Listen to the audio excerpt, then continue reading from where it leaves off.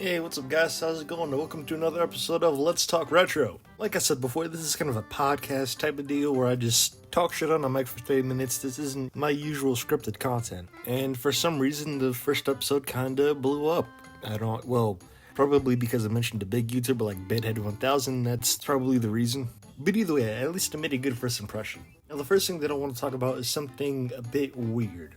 Whenever somebody releases, their first console, like the original Xbox, the PS1, or the NES, there's something that future consoles down the line kind of lose. For example, the PS1 games first came out in long boxes, then they switched to CD cases. And when the PS1 first launched, it was mainly targeted towards teenagers and adults, so it was kind of edgy. Well, as edgy as you could get during the 90s. But still, when the PS1 first launched, it mostly had, sports games, Ridge Racer, and the only platform that was out for the PS1 when it first launched in 1994 was Rayman. Like, you could really tell how hard Sony was pushing for this thing to be the new, hot shit. There wasn't really too many platforms when the PS1 first launched.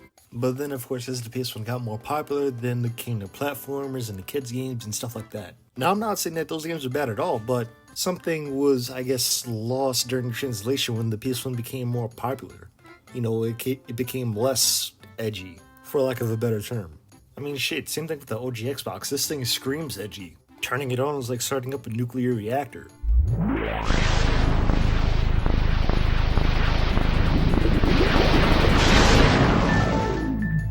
And honestly, same thing with the OG Xbox. Don't get me wrong, there's kids games on the OG Xbox, but this thing was mainly prioritizing adults and teenagers at the time. Like back in the day, I didn't know any kid who had an OG Xbox. The only people who owned original Xboxes back in the day that I knew were adults and teenagers, of course. Of course, it was mainly, prioritizing online. But then, of course, when the Xbox 360 came out, the edginess got kind of toned down, which I'm not really a fan of. And hear me out on this. But playing the OG Xbox as a kid had a little bit of eeriness to it. That's what I would say is the one thing I mainly miss when consoles offered something a little bit more. When the OG Xbox had that slight bit of creepiness about it. I'm not saying I want to be jump scared whenever I turn on a console, but, I want something a bit more. Console menus nowadays just seem kind of bland. And just like a Nintendo, with the GameCube, you had slowed down Famicom music. With the Wii, of course, you had the TV screens and the music. Wii U, same thing. Now the Switch has nothing. Same thing with the Xbox. To give Xbox a little bit of respect, that Blades menu was freaking cool. Just unboxing the Xbox 360 in 2005, it was kind of unforgettable. Just going from PS2 to Xbox 360, just the translation between graphics was kind of big back then. But we're getting off the rails. What I'm saying is console menus have just gotten blander. Something a bit more like menu music or something eerie. For example, let's just say I put in a PS5 disc in an Xbox Series X. I want something at least a little bit spooky. I don't want an error message. But hey, maybe I'm wrong for that. But either way, I gotta take a breather. We'll be right back after these messages. Every single day stress comes in every way, and got no time for nobody.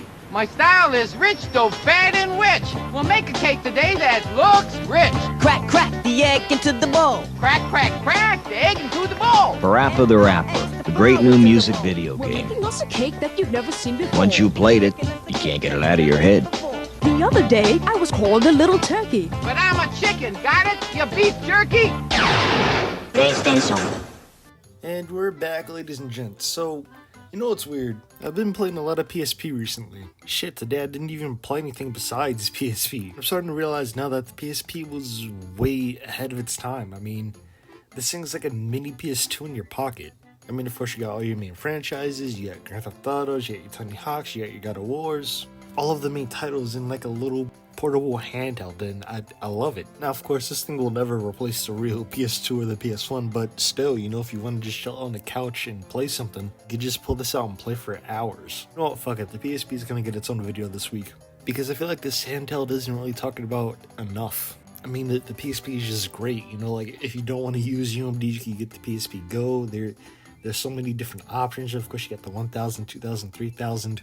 You also got PSP Street, but who the hell wants that? And I'm definitely going to talk about the PSP some more, but still, I find it kind of amazing how I didn't play any real games all day today. I just had my PSP.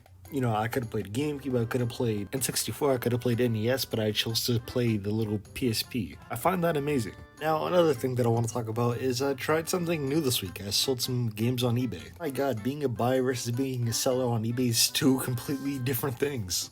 But it was still fun nonetheless. Here's the games I sold. I made a little bit of cash. So yeah, it didn't come off too bad.